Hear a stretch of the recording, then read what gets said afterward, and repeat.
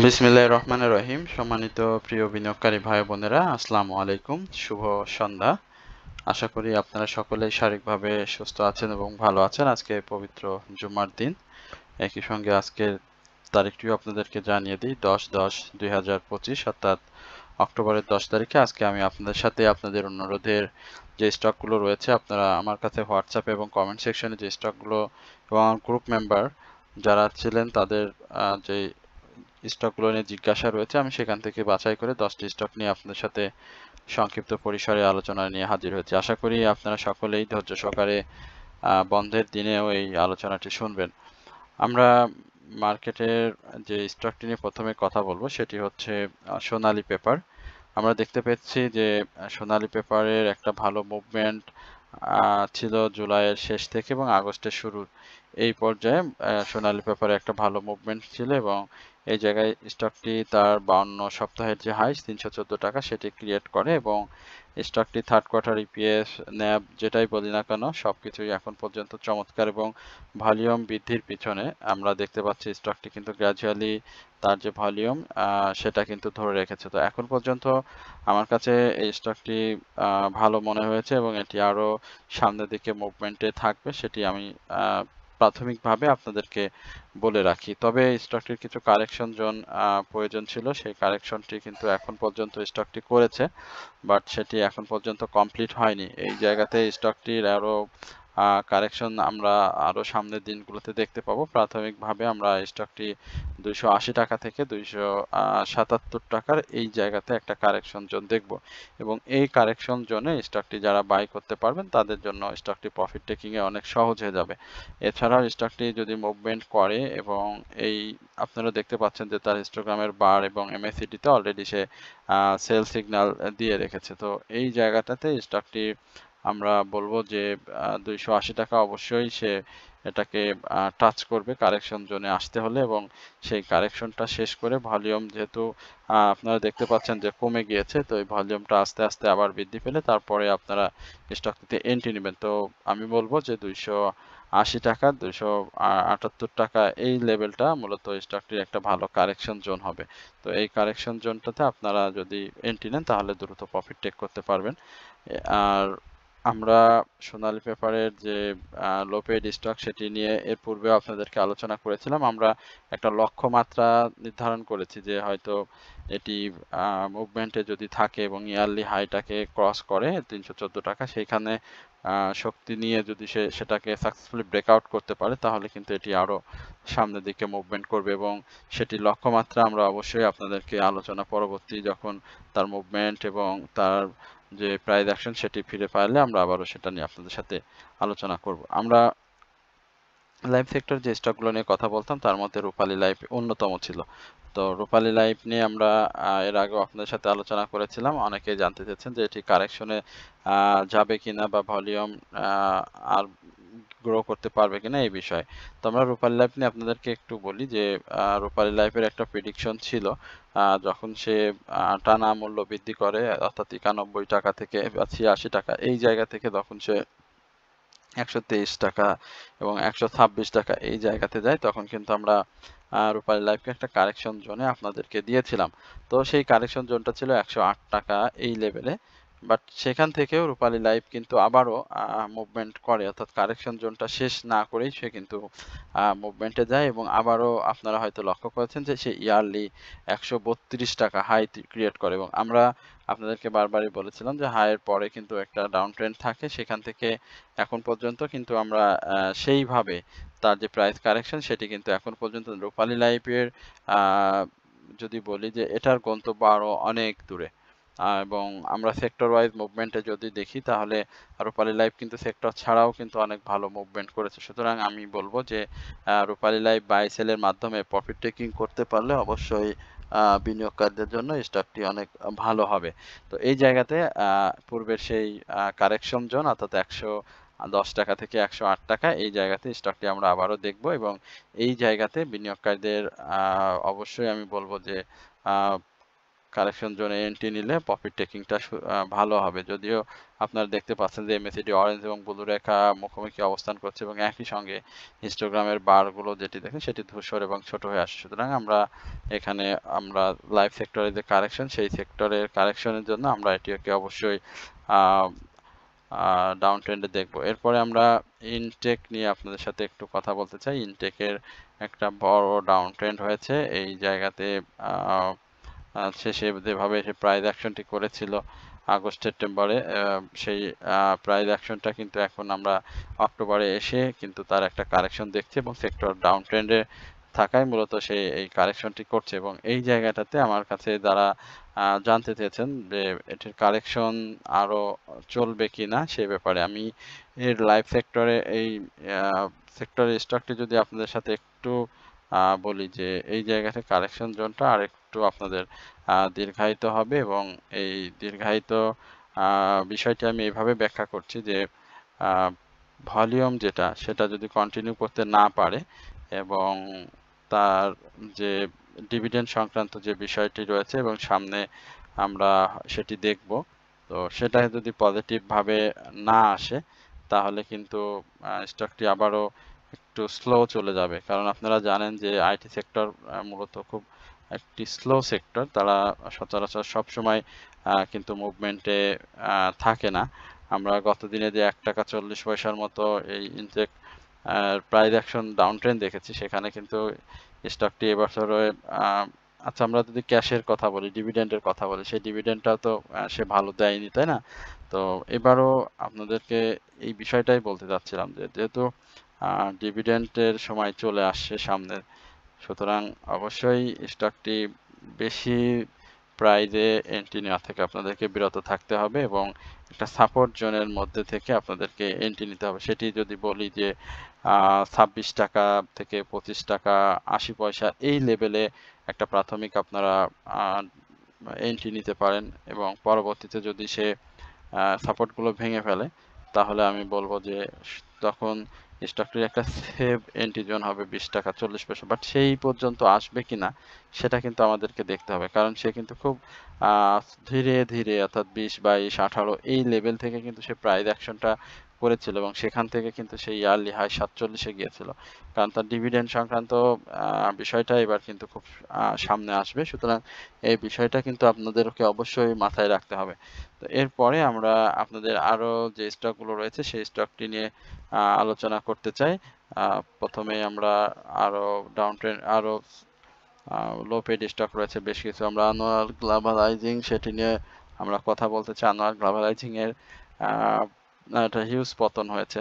এইখানটাতে একটা সাপোর্টের সুযোগ ছিল একাধিকবার, কিন্তু সেই সাপোর্টটাকে রেসপেক্ট করেনি। কিন্তু এই জায়গাতে কিন্তু একটা ভালো সাপোর্ট জোন কিন্তু স্টকটি রয়েছে, অর্থাৎ 64 টাকার এই জায়গাতে আমরা একটা সাপোর্টটা দেখব এবং এখান থেকে দেখতে পাচ্ছেন যে কাপ অ্যান্ড হ্যান্ডেল প্যাটার্ন করে কিন্তু সেই দিকে ডাউন ট্রেন্ডে এসে দেখেন কি সুন্দর প্রাইস মুভমেন্ট করেছিল, 75 টাকা এই জায়গায় গিয়েছিল এবং পরবর্তীতে সে যে ডাউন ট্রেন্ডটি অব্যাহত রেখেছে। তো এই জায়গাটাতে আমি বলবো যে 64 টাকার আশেপাশে আপনার এন্ট্রি নিলে খুব দ্রুত একটা প্রফিট পেয়ে যাবেন। কারণ মার্কেটে আমরা খুব দ্রুতই লো পেড স্টকের কিন্তু আরো একটা ভালো মুভমেন্ট দেখতে যাচ্ছি এবং সেটি কিন্তু অলরেডি কিছু কিছু স্টক শুরু করে দিয়েছে। এরপর আমরা সিলভা কেমিক্যাল সিলভা কেমিক্যাল নিয়ে একটু কথা বলি। সিলভা কেমিক্যালের সিনসেন্টার ডাউন ট্রেন্ড করেছে এবং সে মুভমেন্টে এই জায়গাতে এখন পর্যন্ত সাপোর্টটা সেভাবে খুঁজে পায়নি। তারপর ভালো সাপোর্ট হচ্ছে 10 টাকা 90 পয়সা। এই সাপোর্টে চেষ্টা করবেন বাই করার জন্য। আশা করি স্টকটি এখান থেকে আবার আপনাদেরকে সেক্টর মুভমেন্টের সঙ্গে সঙ্গে প্রফিট টেকিং এর সুযোগ করে দেবে। আলোচনার এই পর্যায়ে আপনাদের সবাইকে আবারও একটু বিরক্ত করছি, সেটি হচ্ছে যে প্রথমবারের মতো যারা আমার চ্যানেলে নতুন আমাকে শুনছেন তাদের সবাইকে বিনীতভাবে অনুরোধ করব অবশ্যই আপনারা আমার চ্যানেলটি সাবস্ক্রাইব করবেন এবং আপনাদের যদি কোনো জিজ্ঞাসা থাকে সেটি অবশ্যই কমেন্ট সেকশনে লিখে আমাকে জানাবেন। আপনাদের কমেন্ট সেকশনের মূলত স্টক এবং আমার গ্রুপ, এছাড়াও যারা সামান্য অনারিয়ামের মাধ্যমে আমার কাছ থেকে যারা ওয়াচ লিস্ট নিয়ে থাকেন তাদের স্টক নিয়ে মূলত আমি বেশি কথা বলে থাকি। সুতরাং আপনারা অবশ্যই পোর্টফোলিও ম্যানেজমেন্টের জন্য তাদের পোর্টফোলিওতে অনেক স্টক বাই করা হয়ে গিয়েছে কিন্তু এখনো লাভের মুখ দেখতে পাচ্ছেন না। বেসিক্যালি আপনাদের স্টক থেকে প্রফিটের সুযোগ কমে যাচ্ছে। ডাউন ট্রেন্ডে চলে যাচ্ছে, অ্যাডজাস্টমেন্ট কোথায় করবেন, স্টপ লস হিট করছে কিনা, স্টপ লসে নেওয়া এখানে উচিত কিনা, এই সম্পর্কিত বিভিন্ন বিষয়ে আপনাদেরকে সহযোগিতা প্রদান করা হয় এবং এই সহযোগিতার বিনিময়ে আমি আপনাদের কাছ থেকে সামান্য অনারিয়াম নিয়ে থাকি।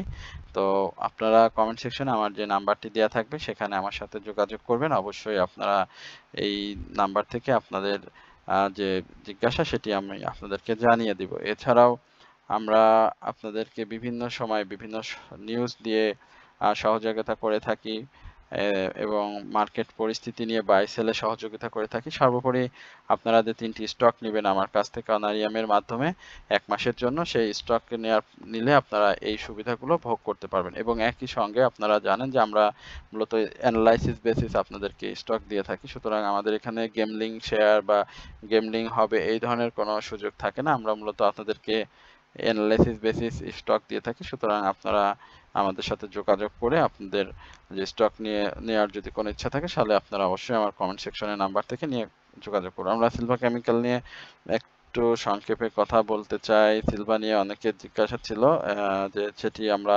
আপনাদেরকে বললাম যে 10 টাকা 90 পয়সা এই জায়গাতে আসবে। আমরা ব্যাংকিং সেক্টরে যে স্টকগুলো নিয়ে কথা বলতাম তার মধ্যে অন্যতম ছিল হচ্ছে সিটি ব্যাংক।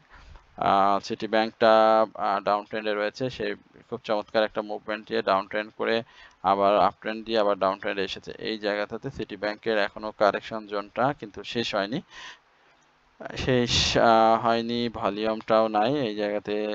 যদি সিটি ব্যাংক আপনার 10 টাকা 40 24 টাকা 40 পয়সার এই আশেপাশে আমরা একটা কারেকশন জোন দেখতে পাবো, বাট স্টকটি খুবই চমৎকার, বিনিয়োগকারীদের ইউজ প্রফিট করার সুযোগ দিয়েছে, পাশাপাশি ক্যাশ ডিভিডেন্ড হিস্ট্রি ভালো, একই সঙ্গে এবারও স্টক দিয়েছে। সুতরাং আশা করি সিটি ব্যাংক আরও ভালো করবে। আর যমুনা ব্যাংকের কথা তো না বললেই নয়। যমুনা ব্যাংক নিয়ে এর আগেও পূর্বে আমরা আলোচনা দিয়েছিলাম। ব্যাংকিং সেক্টরে যে 10টি স্টক আমরা সবসময় কথা বলি তার মধ্যে City Bank, Jamuna Bank, BRAC Bank, Islami Bank, যাই হোক আরও বেশ কিছু ব্যাংক আছে, সেগুলো আমরা সময়ের সাথে সাথে আপনাদের সাথে আলোচনা নিয়ে হাজির হব। এই জায়গাতে একটা সাইডওয়েজ মুভমেন্ট রয়েছে, সাপোর্ট এবং দুই সাইডওয়েজ মুভমেন্ট দিয়েই মূলত যমুনা ব্যাংক মুভমেন্টে রয়েছে। তো ভলিউমটা গ্যাদার করতে হবে, ভলিউম এই মুহূর্তে একেবারেই নাই এবং একই সঙ্গে প্রাইস মুভমেন্টের ক্ষেত্রে 21 টাকা 50 পয়সার উপরে একটা মুভমেন্ট এবং সেখান থেকে অবশ্যই 23 টাকার আশেপাশে ক্লোজ করতে হবে। তো সেই ক্লোজটা যদি হয়ে যায় তা আশা করি ব্যাংকটি আবারও এই ব্যাংক এখান থেকে উঠে ভালো করবে। তো আপনারা এই জায়গাতে অবশ্যই স্টকটির প্রতি নজর রাখবেন। এরপরে আমরা আইটি সেক্টরের অগ্নি সিস্টেম নিয়ে আপনাদের সাথে একটু শেয়ার করতে চাই। অগ্নি সিস্টেমের হিউজ ডাউন ট্রেন্ড হয়েছে, অগ্নিতে অনেকের বিনিয়োগ রয়েছে, বাট অগ্নির যে সাপোর্ট রেখা সেই সাপোর্ট রেখাকে এখন পর্যন্ত সে রেসপেক্ট করেনি। বাট আমরা রিসেন্ট যেই জায়গাটা থেকে পূর্বে তার প্রায় এই বর্তমান প্রাইস অ্যাকশনটি ঘটেছিল সেখানে তার ক্লোজ ছিল 24 টাকা 90 পয়সা। তো এই জায়গা থেকে সে এই হাইটি করেছিল, আবারও সেই আশেপাশে তার অবস্থান। এই জায়গাতে যদি সে তার ডাউন ট্রেন্ডটি আপ ট্রেন্ডে নিয়ে যাওয়ার জন্য যদি সক্ষম না হয় তাহলে কিন্তু স্টকটি আরও ডাউন ট্রেন্ডে চলে আসবে। সেক্ষেত্রে কিন্তু এই জায়গাটার যে গ্যাপটি রয়েছে সেই গ্যাপটি তাকে ফিল আপ করতে হবে, অর্থাৎ এই জায়গার গ্যাপটা তাকে ফিল আপ করতে হলে 23 টাকা 90 পয়সায় তার অবস্থান চলে আসবে। তো আশা করি আপনারা এই বিষয়গুলো বুঝে তারপরে স্টকগুলোতে এন্ট্রি নেওয়ার চেষ্টা করবেন।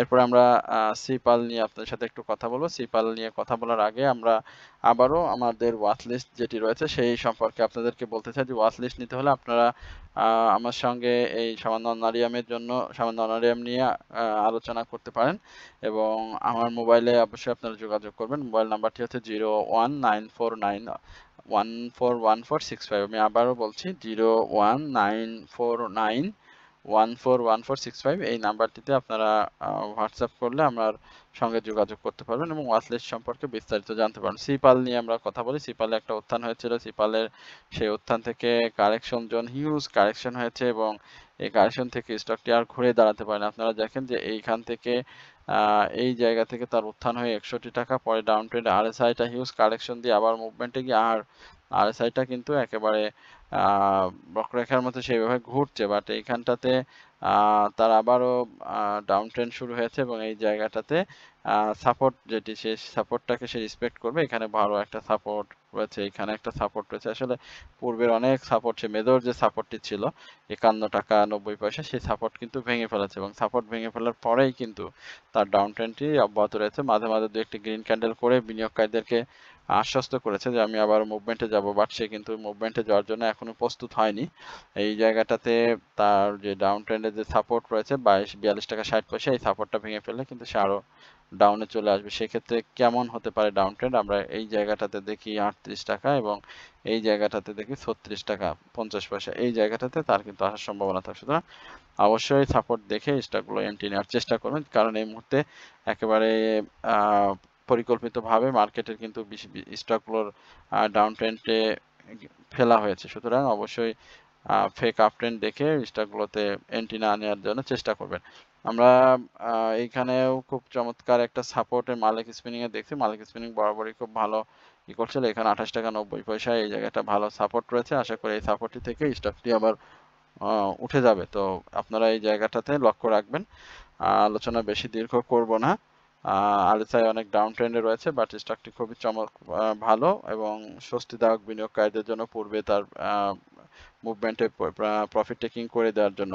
তো আশা করি স্টকটি বিনিয়োগকারীরা লক্ষ্য রাখবেন। ভলিউমটা কিন্তু ড্রাই ভলিউম থেকে কিন্তু ভলিউম মুভমেন্ট চলে আসে, বাট আনইউজুয়াল ভলিউমে এন্ট্রি নেওয়া থেকে বিরত থাকবেন। তো এই হচ্ছে মূলত আপনাদের সাথে আজকের আলোচনা। আশা করি আপনারা সকলে ধৈর্য সহকারে আজকের এই আলোচনাটি শুনেছেন এবং সবাইকে বিনীতভাবে অনুরোধ করব অবশ্যই আমার চ্যানেলটি সাবস্ক্রাইব করবেন এবং আপনাদের যদি কোনো জিজ্ঞাসা থাকে, ওয়াচলিস্ট সম্পর্কে যদি কোনো জিজ্ঞাসা থাকে, সেটি অবশ্যই কমেন্ট সেকশনে নাম্বার নিয়ে আমাকে সঙ্গে আপনারা যোগাযোগ করার চেষ্টা করবেন। সকলে ভালো থাকবেন, সুস্থ থাকবেন, এই প্রত্যাশায় আজকের আলোচনা এখানে শেষ করছি। আসসালামু আলাইকুম ওয়া রাহমাতুল্লাহি ওয়া বারাকাতুহু।